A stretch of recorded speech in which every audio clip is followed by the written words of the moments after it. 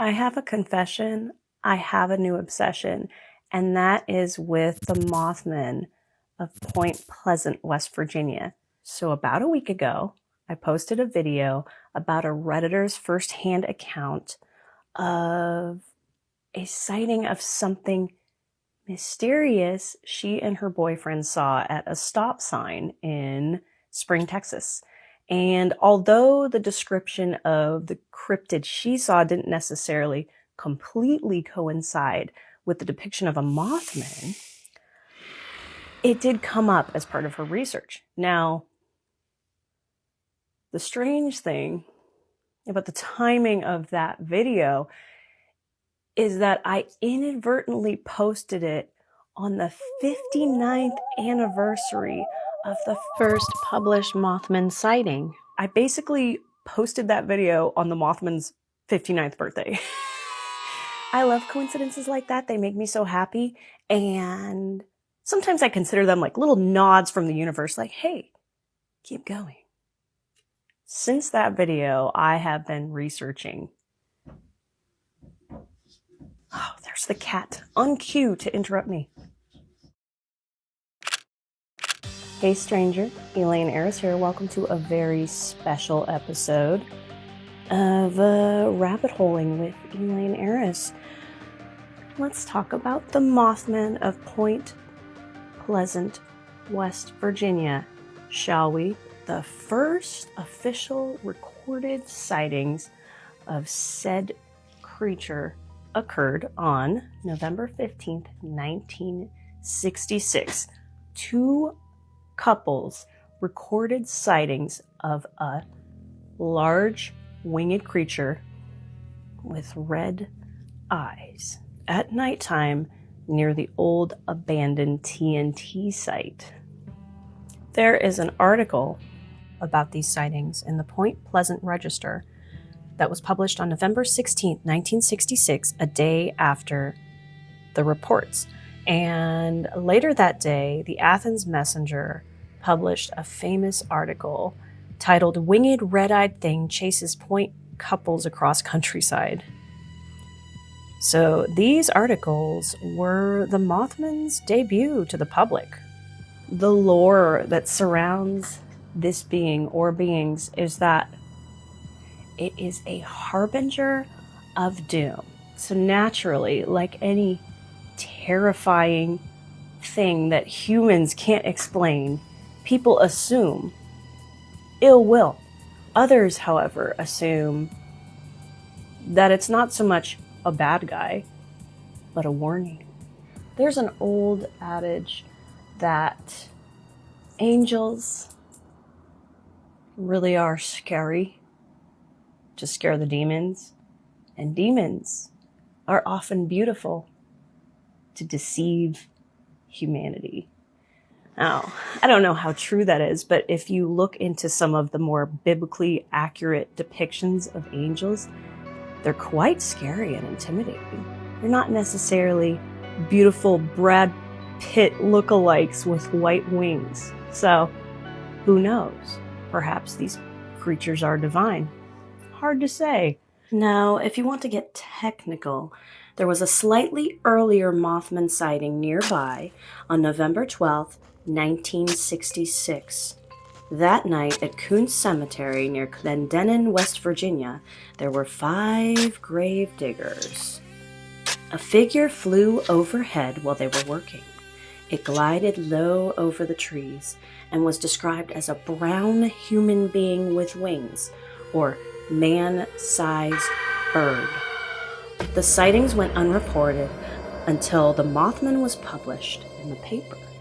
How creepy is that? That the first people to officially see the Mothman were those who spent time with the dead?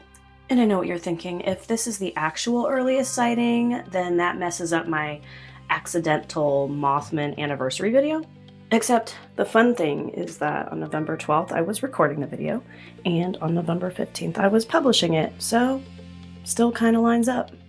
Now, Clendenin, West Virginia, or as the locals probably say, Clendenin, is a little over an hour away from Point Pleasant. So it's definitely nearby where all the sightings originated. According to Wikipedia, the most reliable source out there, on November 15th, 1966, two young couples from Point Pleasant, Roger and Linda Scarberry, and Steve and Mary Millette, told police they had seen a large black creature whose eyes glowed red.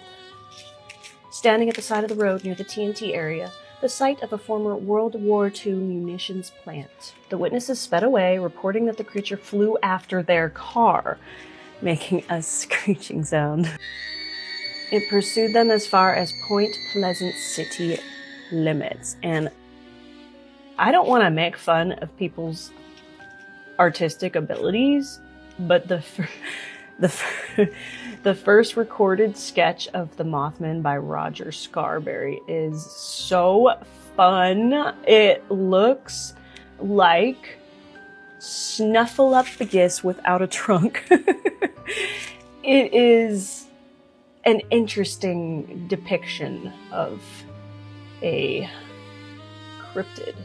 And if it was a bird, people were saying, it was very likely the sandhill crane, a bird that has a wingspan up to 6.5 feet across, and it has red patches around its eyes. So biologists dismissed the whole thing as mistaken identity. The thing, though, is that I have a hard time believing a sandhill crane would have eyes glowing at night and be in pursuit of your vehicle. That doesn't sound like something a bird would do. We're talking 60 to 100 miles an hour escaping the sight of the creature. You know, scientists, though, they just love to explain away the unexplained. So between the period of November 1966 and December 1967, there are a reported amount of potential Mothman sightings in the Point Pleasant area, over 100 sightings. Who knows how many of those are legit, because what happens is mass paranoia and mass delusion. It is interesting, however, that the sightings coincide with the collapse of the Silver Bridge. Monumental local tragedy. The Silver Bridge was an I-bar chain suspension bridge built in 1928 that carried U.S. Route 35 over the Ohio River, connecting Point Pleasant, West Virginia, and Gallipolis, Ohio. Here's how good my geography is. I read that and I said, Ohio and West Virginia? How do those connect? I'm down in Tennessee, so the geography did not compute at first. I did look at a map, and after looking at a map, it made sense. On December 15th, 1967, the Silver Bridge collapsed. The I-bar failed. There was a fracture, and because of the bridge's collapse, 46 people lost their lives. Apparently, since 2011, there have been reported sightings of the Mothman in Chicago. And there was a spike in the sightings in 2017. And in the summer of 2017, Memorial Day weekend, there was so much gun violence, a series of unrelated incidents. So, although it would be intriguing to theorize that the Mothman were warning us about these events, they don't necessarily have to do with one another. I really thought for a second that there were a bunch of sightings and then a mass thing, which would be crazy. That would be crazy. Yes, there was a lot of violence on Memorial Day weekend in 2017 in Chicago, and apparently, unfortunately, that's a regular thing. Unfortunately, in this day and age, there are so many tragedies that it's getting to the point where it's hard to keep track. People are, as a whole, unreliable eyewitnesses. The thing, though, is that when a lot of people are saying the same thing, it does make you raise an eyebrow, doesn't it? So yeah, the Mothman, benevolent beings trying to warn us of tragedy, or demons straight from the bowels of hell, causing tragedy. You decide. However, can I just say, don't shoot the messenger, man. They seem like messengers to me. That's just my 2 cents. They seem like messengers. When I first moved to Tennessee and I was in this apartment in Nashville, I found the grounds to be very beautiful. I would walk around, explore them frequently.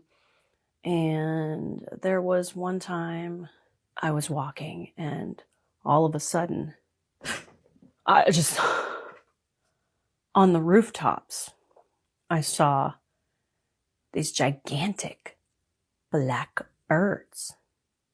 Vultures. I had never seen vultures in the wild before. And now I've seen them a lot around here. But these birds were so intimidating. They startled me. They will perch in high places and survey. And then after I saw this gathering of vultures, I found out I was pregnant. Next year, November 15th, 2026, will be the 60th anniversary of the first reported sighting of the Mothman. And dang, I wish I had the budget to travel to Point Pleasant and experience the Mothman Festival, the annual Mothman Festival. Oh, that would be so awesome. I have become a super fan.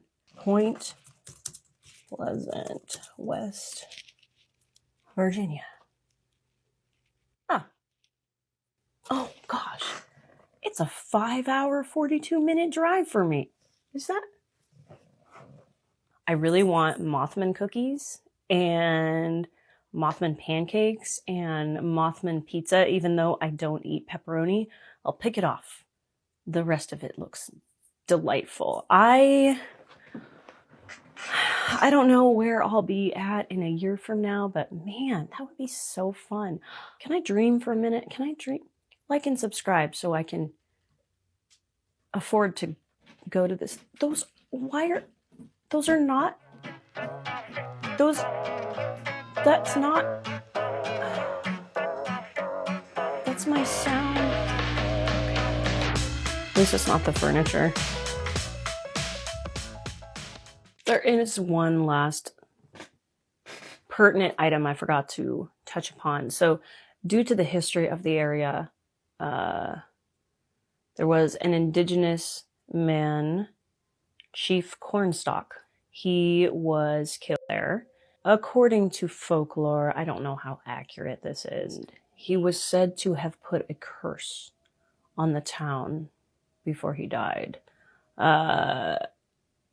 There is a good chance this is just a legend that was amplified for dramatic effect. Anyway, I was about done.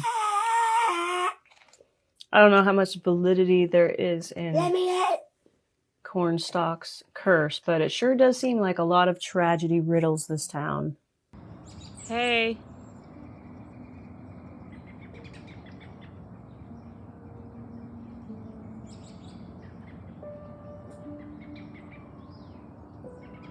Sweet. Nice flex, buddy. I like it. Nice wings, bud. I need to look that up. What does that mean? Is he like signaling he's going to attack me if I do anything? Is he trying to look bigger?